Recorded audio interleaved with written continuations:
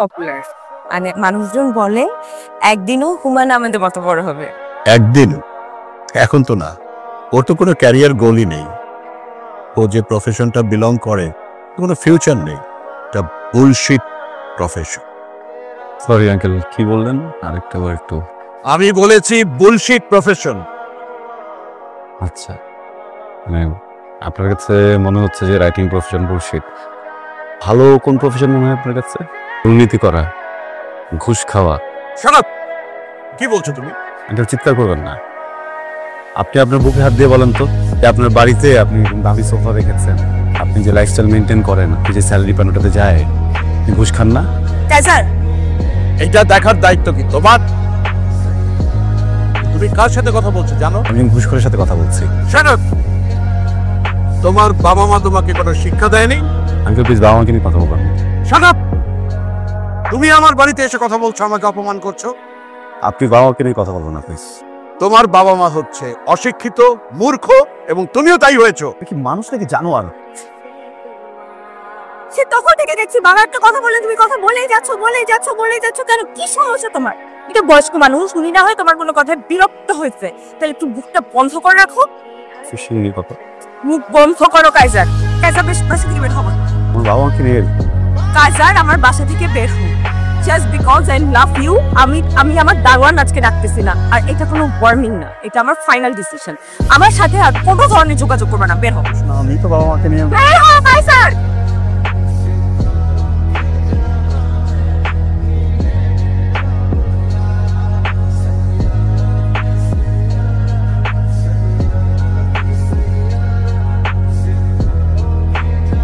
এই যে দেখো আমার দিকে।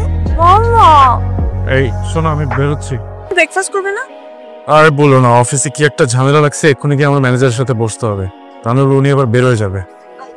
আমি নাস্তা অফিসে করে নেবো না। হ্যাঁ, আজমি কি বাবু কাঁদতেছে কেন সকাল থেকে? বাবা চলে গেছে, বাবা চলে গেছে। বাবা আসবে আবার একটু পরে। হ্যাঁ না না না আচ্ছা আচ্ছা আচ্ছা আচ্ছা আচ্ছা হ্যাঁ হ্যাঁ ঠিক আছে, এটা দেখেন আমি ম্যানেজ করে নেব। আচ্ছা ঠিক আছে।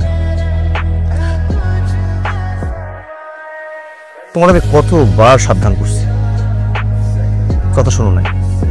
প্রত্যেক দম কোম্পানির পলিসির বাইরে গিয়ে দিনের পর দিন অনিয়ম করছো, ঘুষ খাইছো, মনে করছো কিচ্ছু হবে না, কেউ জানবে না।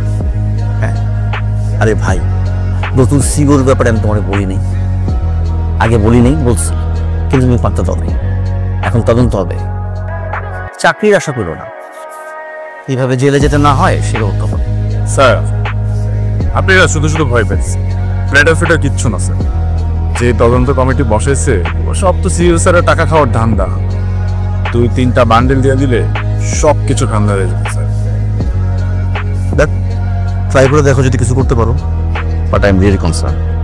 Don't worry sir, cool down, let me have. Okay sir আজ দেখা করতে পারবেন না, আপনার কিছু বলার থাকলে আপনি তদন্ত কমিটিকে বলুন।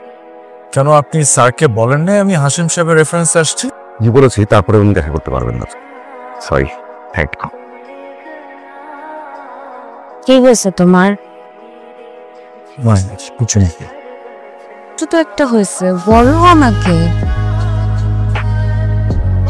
অফিসের একটা ফাইন্যান্সিয়াল প্রজেক্ট নিয়ে অনেক বড় ঝামেলা হয়ে গেছে। ওই প্রজেক্টের রেসপন্সিবিলিটি ছিল আমার উপর। এখন না আমি বুঝতেছি না আসলে কিভাবে কি ম্যানেজ করবো। আচ্ছা, তো ম্যানেজার স্যার তো তোমাকে অনেক স্নেহ করে, উনি কোনো হেল্প করতে পারবে না? স্যারকে বেশ কয়েকবার বলছি, স্যার কেন জানি বারবার বিষয়টা অ্যাভয়েড করে যাচ্ছে। কিচ্ছু হবে না, এত টেনশনের কিচ্ছু নেই।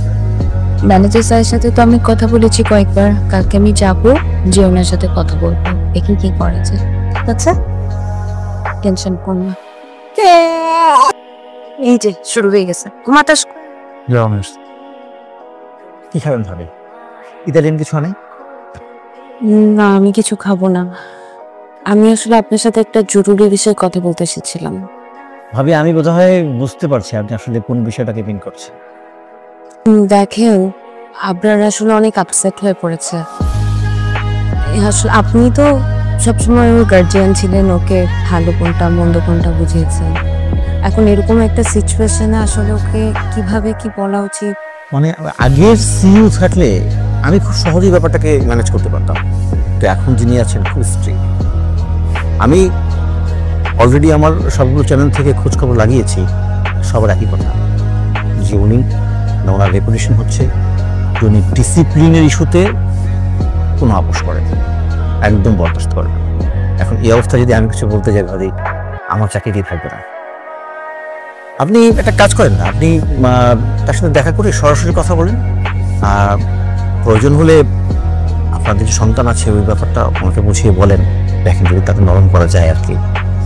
এছাড়া তো ভাবি এখন আর কিছু সম্ভব না করা, কিচ্ছু করেন নেই, ঠিক আছে, কিচ্ছু করে না। দেখেন ম্যানেজ করে দেখেন, আমি ওকে বলছি অনেকবার, কথা শুনে নেয় আমার, বুঝেছি আরেকটা কিছু আনাই ভাবেই আসলে দেখেন না আসলে কি করা যায় ভাবি, সরি। ম্যানেজার তো ইন ডিটেলস কিছু বললো না, খালি বললো ডিসিপ্লিনে ইস্যু। আসলে ব্যাপারটা কি? ঘন্টার ডিসিপ্লিন যত সব রাবিশ কথা। যদি রাবিশ হয় তাহলে তো তুমি এত চাপে থাকতে না, তাই না? ইভেন ম্যানেজার সারেন্ডার করতো না। প্লিজ আমাকে বলো ব্যাপারটা কি?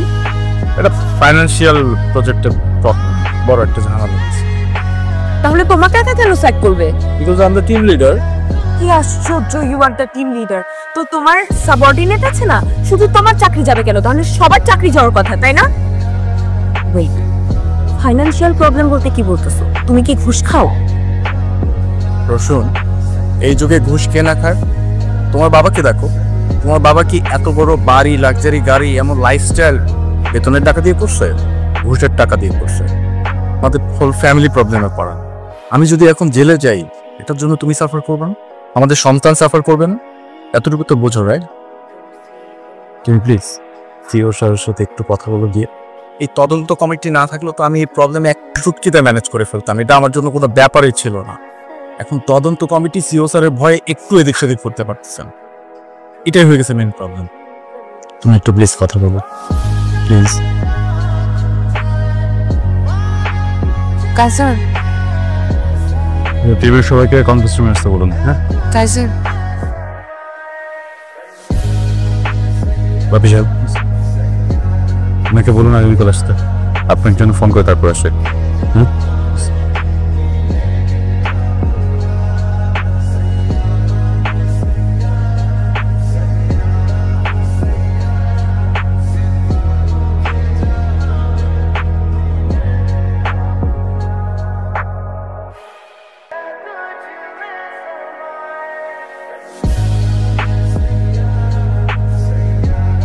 এই বছরটা দিতে হবে। হ্যাঁ, রেল করে দিয়ে দিন সব বলতে।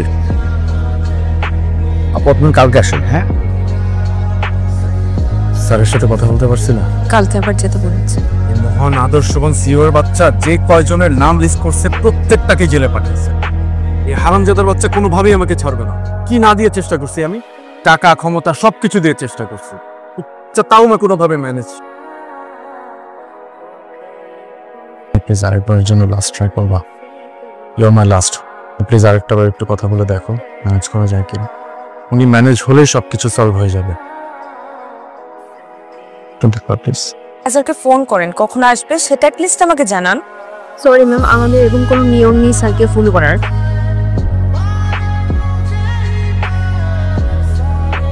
ম্যাডাম প্লিজ ভিতরে যাবেন না ম্যাডাম, প্লিজ ম্যাডাম, প্লিজ বলবেন ভিতরে যাবেন না ম্যাডাম।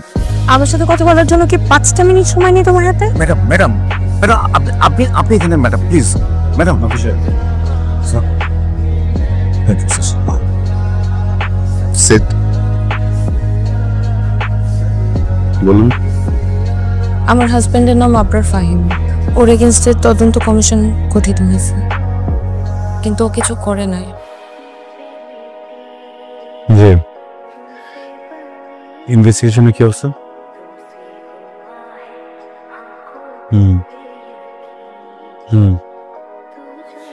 বিশেষভাবে খেয়াল রাখবেন অপরাধীর যেন সর্বোচ্চ শাস্তি পায়।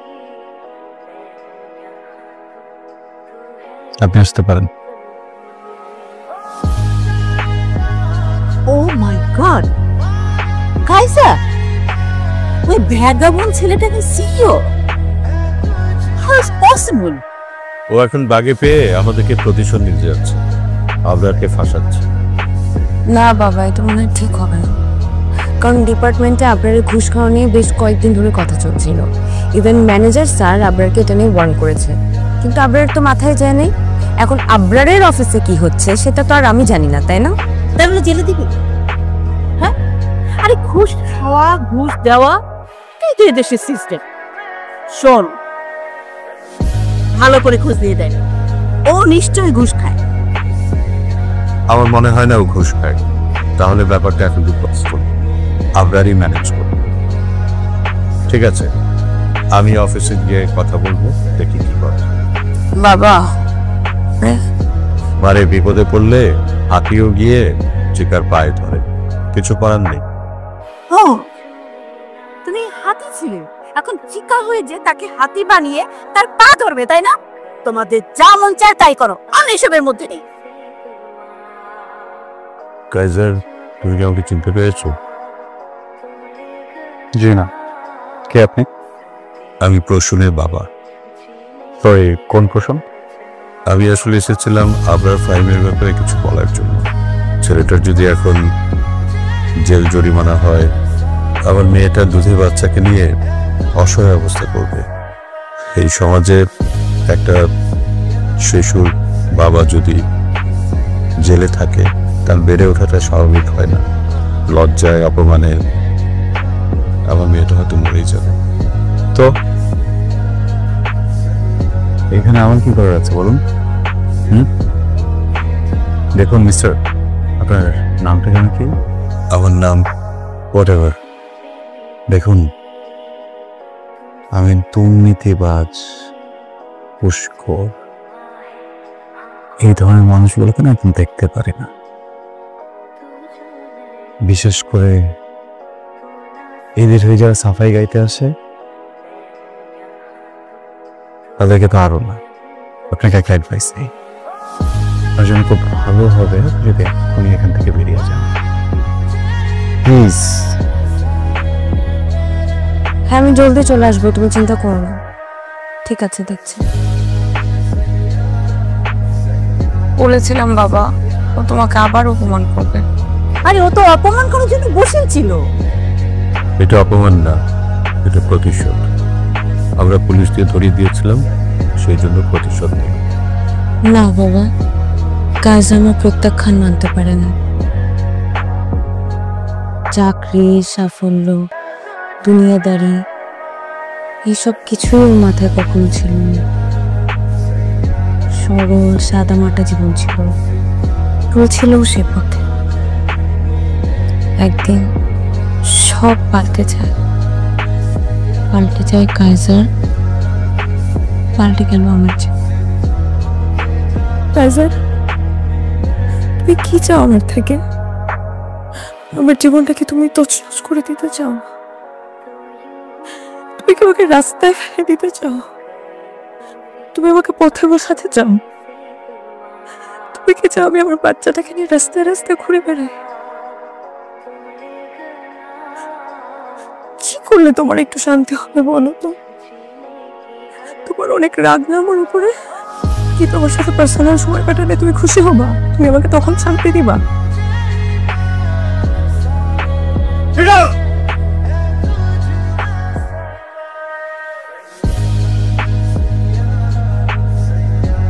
ফাহিম, আমি খুবই দুঃখিত আপনাকে জায়গা রেখেছি। আসলে যে বিষয়ে আপনার সাথে কথা বলবো, এটা আপনার জন্য খুব সম্মানজনক না। এই অফিসের সবার সামনে বলতে চাই। আপনি বেশ কয়েকবার অফিসে এসেছেন আমার সাথে কথা বলার জন্য, কিন্তু আমি আপনাকে সময় দিইনি। আপনি নিশ্চয়ই ভেবে নিয়েছেন এর পিছনে ব্যক্তিগত কোনো কারণ। আমি বা আমার কোম্পানি, আমরা প্রফেশনাল, তাই ডকুমেন্টস ছাড়া আপনার সাথে কথা বলতে চাচ্ছিলাম না। ফাইনালি ইনভেস্টিগেশন রিপোর্ট চলে এসেছে। এখানে আপনার হাজব্যান্ডের করা সব ফ্রডের ডিটেলস আছে। একজন সচেতন মানুষ হিসেবে পুরোটা দেখে আমাদের বলবেন এখন আপনার হাজব্যান্ডের সাথে আমাদের কি করা উচিত। তোমার যেটা ভালো মনে হয় তুমি করো। আমার তোমাকে বলার কিছু নেই। মিসেস ফাহিম, আমরা অবিবেচক নই। পরিবারের বিষয়টা আমরা ভেবেছি, আপনার সন্তানের বিষয়েও ভেবেছি। আপনার হাজবেন্ড যে পোস্টে চাকরি করছিলেন তার জন্য আমরা বাড়ি থেকে এক না কাউকে হায়ার করছি। অ্যাপয়েন্টমেন্ট লেটার আপনি চাইলে কাল থেকে জয়েন করতে পারেন। ওকে। কাজার, আমাকে কি একবার নাম ধরে রাখবে?